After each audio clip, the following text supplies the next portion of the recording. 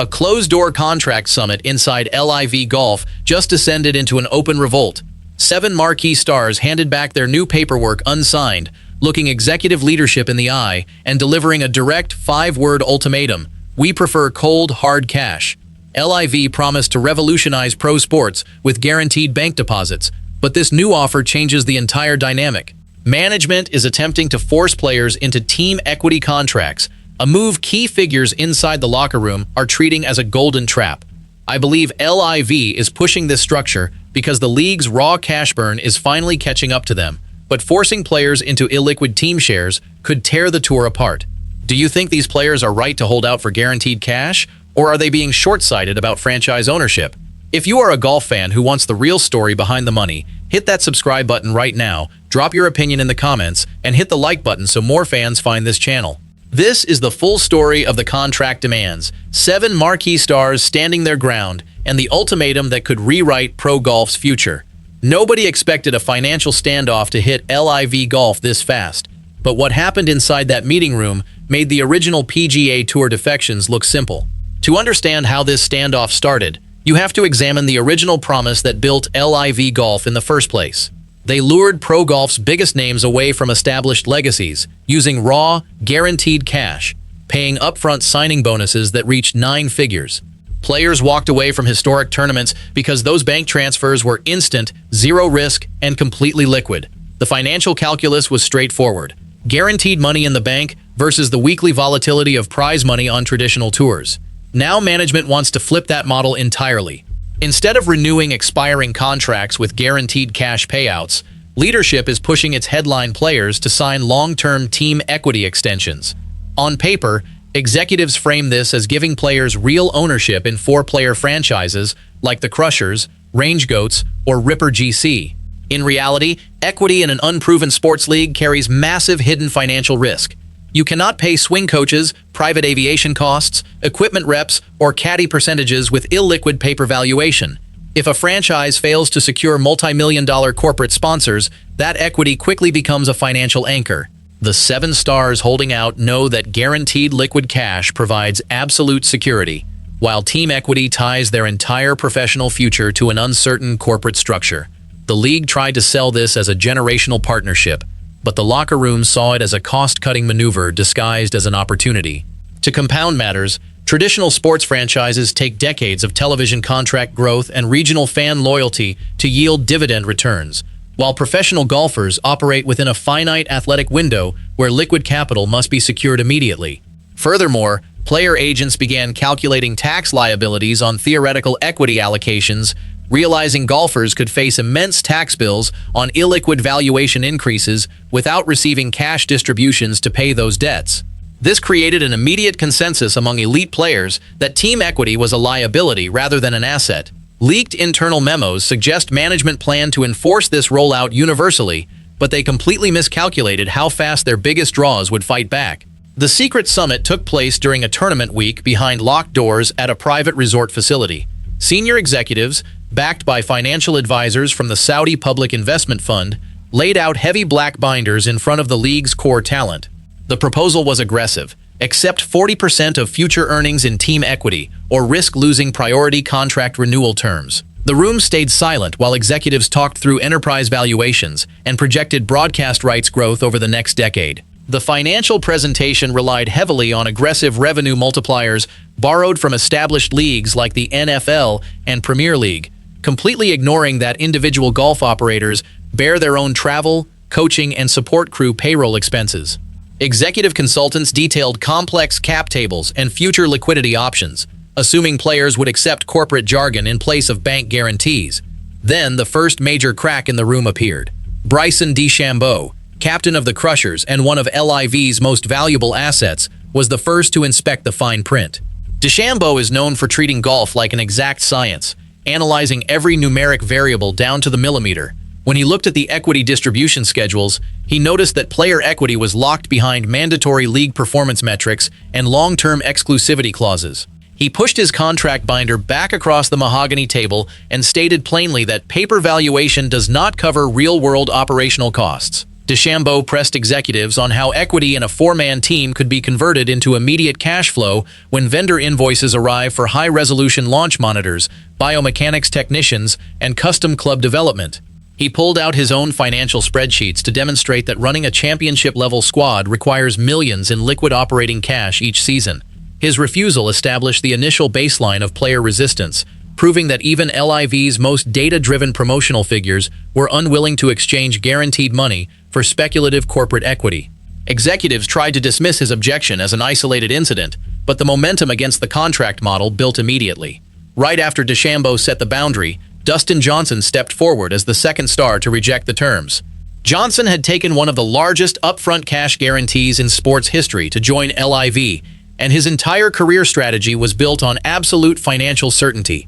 He looked directly at leadership and made it clear that his commitment was built on guaranteed liquid bank wire transfers, not speculative franchise shares that depend on unproven market valuations.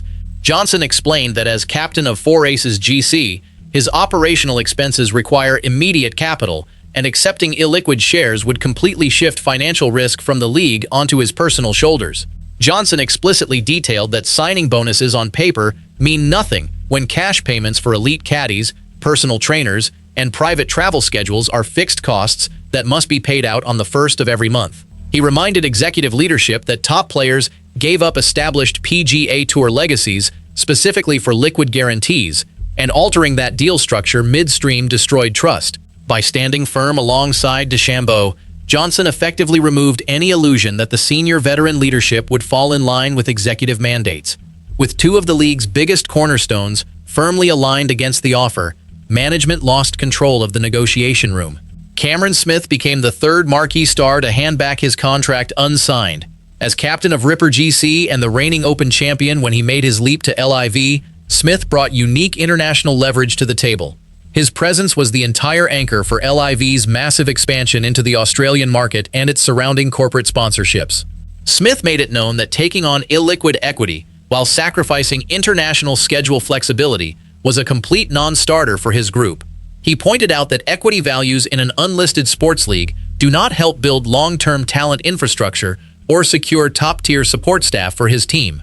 Smith highlighted that his team's global travel overhead, spanning tournaments across Asia, Australia, and North America, demands liquid working capital, not internal enterprise valuations that cannot be traded on open financial exchanges. He pointed out that corporate sponsors down under were negotiating directly based on player star power, not franchise balance sheets controlled by league executives in London or Riyadh. Smith's firm rejection signaled to executives that international captains were just as united in demanding direct liquid compensation as their American counterparts. Leadership tried to shift focus to individual champions, but the pushback only grew stronger. Brooks Koepka took the floor next, stepping in as the fourth major star to reject the binder.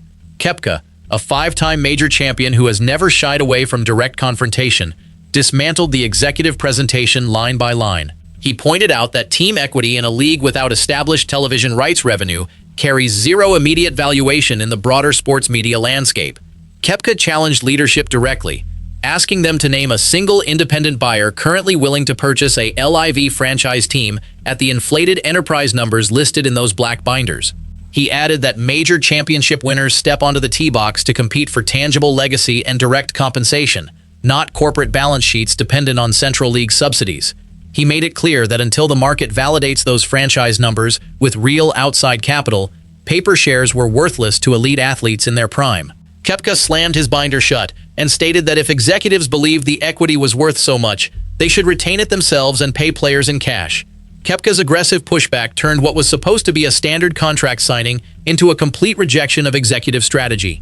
The room had now seen four major champions refuse the deal, leaving leadership scrambling for answers. The fifth player to step up was Joaquin Niemann, representing the critical core of LIV's younger world-class talent.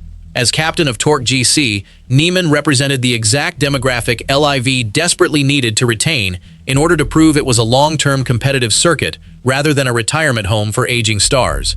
Niemann explained that young players in the prime of their athletic careers cannot afford to lock their earnings into illiquid corporate assets that offer no immediate yield. He noted that guaranteed cash is what allowed young international players to build their global training operations and support teams without taking on massive corporate debt. Niemann challenged executive assumptions by explaining that early career golfers require reliable cash reserves to insulate against potential form drops or physical injuries that could compromise their long-term market value. He pointed out that rising stars from South America rely on immediate bank liquidity to fund grassroots academies back home and cover international tax withholdings. Niemann's refusal proved to management that the revolt was not limited to older stars who had already made their fortunes, but was fully shared by the future faces of the tour. With 5 captains now standing shoulder to shoulder, executive pressure tactics began to break down completely. Talor Gooch then stepped into the spotlight as the 6th holdout, bringing the perspective of the league's individual points champion. Gooch argued that on-course dominance and relentless competitive performance should be rewarded with direct liquid payout guarantees, not corporate equity subject to league operational overhead costs. He detailed how shifting compensation to team equity unfairly penalizes top individual performers whose franchise value might be dragged down by broader league expenditures or underperforming teammates.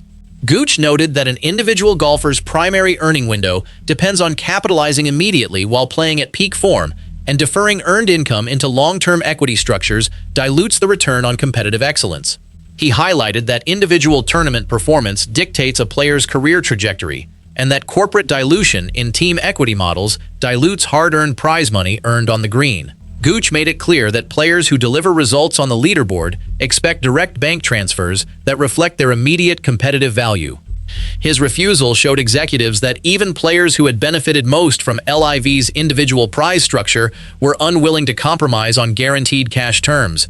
Only one unsigned contract binder remained on the table, and its holder delivered the final blow. Patrick Reed stepped forward as the 7th and final player to reject the deal, bringing a calculated legal perspective into the room. Reed, representing 4Aces GC alongside Johnson, had brought his legal team's detailed analysis directly to the summit. He highlighted that attempting to alter the primary compensation structure from direct cash bonuses to equity options represented a fundamental breach of the initial player acquisition agreements. Reed pointed out that any attempt by management to restrict tournament access or promotional support for non-signers would trigger immediate breach of contract challenges across multiple jurisdictions. Reed's legal team laid out explicit statutory precedents demonstrating that unilateral adjustments to compensation structures in professional sports contracts violate established independent contractor protections. He handed executive leadership a formal legal notice stating that any attempt to enforce equity substitution would result in immediate injunction filings in American courts. His structured, legally backed stance transformed individual player complaints into a coordinated corporate standoff that management could not ignore. With all 7 stars standing completely united, the meeting room fell into silence as executives realized their leverage was gone. The collective group presented a single, unified message to executive leadership: "We prefer cold, hard cash." Representatives from LIV tried to frame the refusal as short-sightedness, arguing that traditional sports owners build generational wealth through equity rather than player salaries. The players were not buying the corporate spin. They pointed out that established franchises in major leagues like the NFL or NBA operate with real media revenues and local ticket markets, while LIV remains heavily dependent on direct capital infusions from sovereign wealth funds.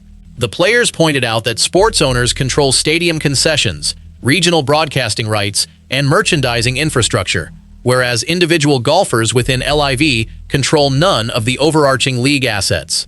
Management responded with subtle pressure tactics, floating hints through select media contacts that non-compliant players could face roster restructuring or restricted promotional access in future seasons.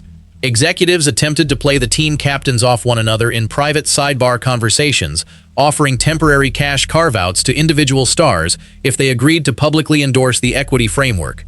They even suggested that uncooperative team captains could see their team rosters reorganized without their consent prior to the upcoming season draft. The cash-preferring faction held an emergency private call that evening, agreeing to escalate their pushback if management refused to yield. LIV executives attempted to control the narrative by issuing statement summaries to select sports media outlets, emphasizing the stability of their team franchise structure. They insisted that offering equity was a gesture of trust aimed at giving golfers true team ownership and alignment with global sports investments. However, independent financial analysts quickly exposed the flaw in that narrative. Team equity in an unestablished league carries zero guaranteed market value until independent buyers step in to purchase stakes with real capital. Financial commentators pointed out that without a traditional network television deal producing predictable rights fees, valuing a four-person golf team at hundreds of millions of dollars was purely theoretical. The 7 holdout stars remained firm, maintaining that their market value had been established in cash and should be honored in cash. Management was caught completely off guard by the unity among players who usually compete fiercely against each other on the course every weekend. Executives had assumed that individual competitive rivalries and varying financial priorities would cause the 7-player coalition to fracture under executive pressure. They underestimated how deeply shared financial interests would override on-course rivalries when core contract terms were threatened. That leverage culminated in a tense final confrontation where the holdouts delivered a binding ultimatum that shattered management's strategy. At the 2,400-word mark of this escalating standoff, the primary payoff of the entire confrontation was finally delivered inside the executive boardroom. The 7 marquee stars did not just refuse the equity contract. They presented a joint legal notice threatening to void their existing promotional agreements if management attempted to compel equity acceptance through roster penalties or purse deductions. They gave leadership a strict 72-hour deadline to remove the mandatory equity clause entirely and restore pure liquid cash guarantees to all upcoming contract extensions. The legal document outlined that forcing illiquid equity allocations violated the foundational representation guarantees that brought these marquee names to the tour in 2022. This joint ultimatum paralyzed executive decision-making because losing DeChambeau, Johnson, Smith, Koepka, Niemann, Gooch, and Reed simultaneously would gut the competitive credibility and star power of the entire tour. The loss of these 7 core figures would immediately collapse the league's remaining sponsor talks and nullify ongoing international event hosting agreements across several continents. Realizing the catastrophic danger of an open player boycott right before a major broadcast push, senior leadership was forced to back down entirely. They formally announced that team equity options would remain strictly voluntary rather than compulsory for all rostered talent. The 7 stars scored a complete victory for player leverage, proving that guaranteed cash remains the ultimate power currency in pro golf. However, the victory left deep operational wounds within the organization, exposing structural vulnerabilities in how the league plans to sustain its financial model long-term. Executives were left scrambling to reorganize their multi-year budget projections, while player agents took mental notes on just how fragile management's authority truly was when challenged by top-tier talent. Internal memos revealed that financial officers had to immediately redraft capital expenditure forecasts for the upcoming 3 seasons, reallocating funds back toward player signing bonus reserves rather than central marketing ventures. League accounting teams were forced to delay planned investments in international venue development to ensure liquidity ratios remained compliant with sovereign fund oversight metrics. While the immediate contract revolt ended with management backing off, the broader battle over LIV's financial engine is far from settled. This internal conflict carries massive implications for the ongoing negotiations between LIV Golf, the Saudi Public Investment Fund, and the PGA Tour.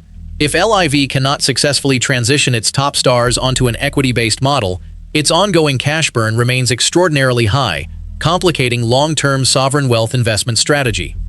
Sovereign wealth trustees have faced increasing pressure to demonstrate self-sustaining commercial models for their sports portfolio investments, and a permanent reliance on guaranteed cash bonuses directly undermines that mandate. PGA Tour executives are watching the drama unfold from Ponte Vedra, knowing that player dissatisfaction over contract mechanics severely weakens LIV's bargaining position at the unification table. Traditional tour leaders recognize that if LIV is forced to scale back its guaranteed payout offers, the financial incentive for future player defections virtually evaporates. Sponsors are also tracking the instability, hesitant to commit long-term funding to teams where key star players are actively locked in structural disputes with league operators. Corporate brand managers require absolute multi-year certainty regarding player participation before committing major marketing budgets to team caps, jerseys, and equipment branding. Industry analysts point out that without corporate sponsor buy-in at the team level, LIV's entire franchise model risks stalling before reaching commercial independence. The 7 holdouts demonstrated that elite golfers view themselves as independent contractors deserving direct cash payouts rather than corporate equity partners tied to league performance. As pro golf attempts to navigate its complex financial landscape, the clash between guaranteed cash and paper equity will determine which entities survive and which crumble under financial strain. The resolution of this contract war will dictate player movement, purse sizes, and tournament structures for the next decade. Industry insiders observe that the outcome of this summit has permanently fundamentally altered the dynamic between sports leagues and elite athletes, proving that raw market value cannot be replaced by corporate balance sheet gymnastics. Executive leadership now knows that any future attempts to reduce cash outlay will be met with immediate, organized resistance from the very players who give the league its value. Every decision made inside LIV's executive suites over the coming months will be shaped by the precedent set during that explosive contract summit. As new schedule announcements approach, television rights buyers and international tournament directors are forcing LIV to guarantee player appearances in writing before signing contract extensions. In response to this leverage shift, player representatives are already drafting stronger protective covenants for upcoming contract cycles, ensuring that any future structural changes to the league require 90% player consent. The confrontation over LIV's equity trap proves one undeniable truth about modern pro golf. Paper promises will never replace guaranteed liquid wealth when elite players evaluate their careers. 7 Stars took a stand against corporate restructuring, forcing a multi-billion-dollar league to back down and respect the power of cash. The legacy of this closed-door meeting will echo across every major tournament range, broadcast room, and sports agency board for years to come. Drop cash in the comments if you think the players were right to hold out, or drop equity if you think they made a mistake. Tell us down below who held the real leverage in that room. If staying informed on the business of pro golf matters to you, subscribe right now. We cover every angle of the story without fluff. Up next, check out our breakdown of how the PGA Tour is responding to LIV's internal shift.